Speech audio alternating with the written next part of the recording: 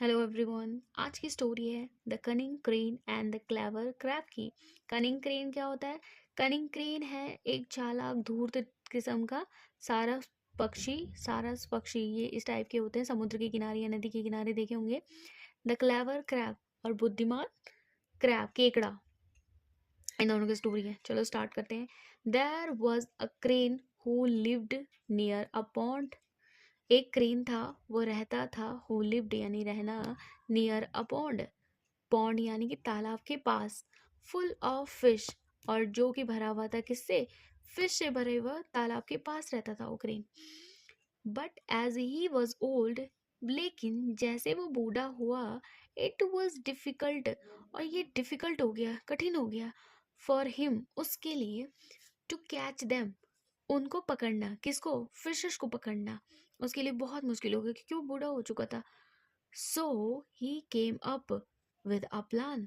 तो इसलिए वो क्या आया? He came up with a plan, वो आया एक प्लान के साथ, यानी कि एक योजना के साथ। स्टैंडिंग बाय द पॉन्ड, और खड़ा हो गया कहाँ? पॉन्ड के पास में खड़ा हो गया। ही वेल्ड, और वो विलाप करने लगा। विलाप ये होता है दुख, दुखी होकर रोने लगा वो। Soon this lake will dry up, और जल्द ही ये लेक, जो ये झील है, वो क्या होने वाली है? सूखने वाली है। And no one will survive, और कोई भी जीवित नहीं रह पाएगा। I will have to live by the river instead, और मुझे रहना पड़ेगा कहाँ?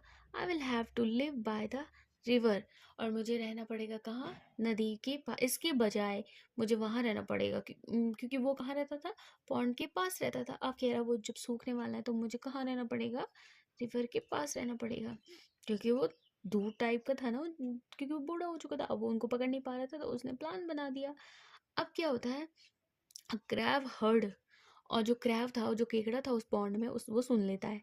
And spread word the fish in the pond, और जो उसने बोला, क्रेन ने बोला वहां पे विलाप करते करते, स्प्रेड कर दिया उसने वो शब्दों को जो उसने बोल रहा था वो फिशेस के पास।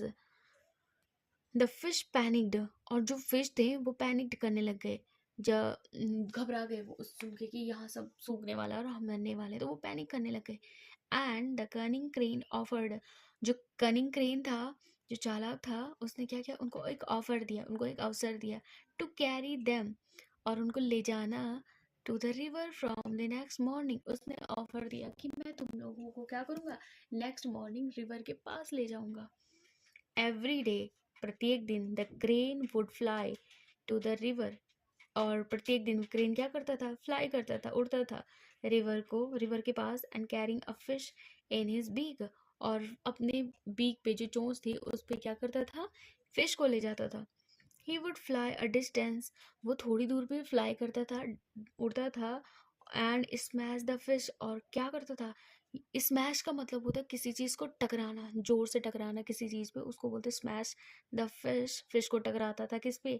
अगेंस्ट अ रॉक, जो चट्टान थी उस पे टकराता था, और किल इट, और मार देता था। He feasted on one fish after another, और वो क्या करता था?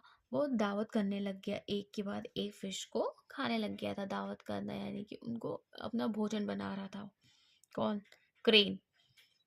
वन डे, एक दिन, it was the crabs turn, एक दिन क्या होता है कि अब क्रैब की बारी थी। टर्न का मतलब उसकी बारी होना, ठीक है, और जो केकड़ा था उसकी बारी थी आज उसको ले जाने की। The crane carried the crab on his back, और क्रेन क्या करता है? ले जाता है किसको? क्रैब को अपनी बैक पे, अपनी पीठ पे ले जाता है। And flu towards the rocks, और फ्लू मतलब उड़ता है किसकी तरफ? टुवर्ड्स मतलब किसी की ओर, किसी की तरफ, ठीक है। द रॉक्स, रॉक्स की तरफ उड़ता है वो। When the crab saw when the crab saw the fish bones, जब क्रैब देखता है फिश बोन्स को, जो फिश की हड्डियां थी उसको देखता है, लाइंग अराउंड, लाइंग यानी कि गिरी हुई है, कहाँ पड़ी हुई है? कहाँ? इधर उधर आस पास पड़ी हुई है। ही अंडरस्टैंड, वो समझ गया। क्या समझ गया वो?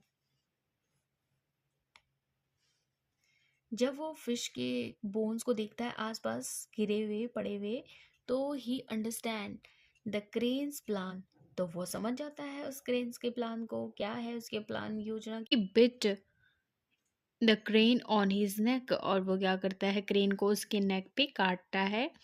And saved the leaves of the other creature in the pond, और जो क्रेचर हैं उनकी जान बचाते हैं वो।